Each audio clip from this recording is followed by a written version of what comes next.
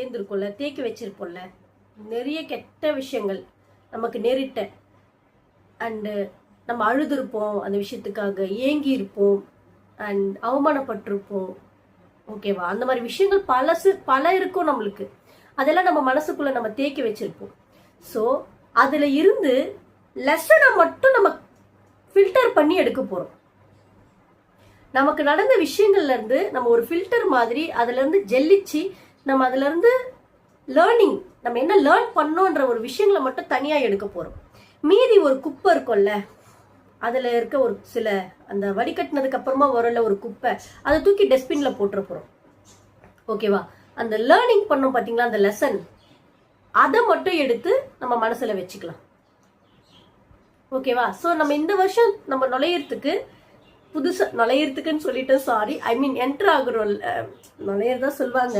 நம்ம புதுசா ஒரு வருஷத்துல என்டர் ஆக போறோம்.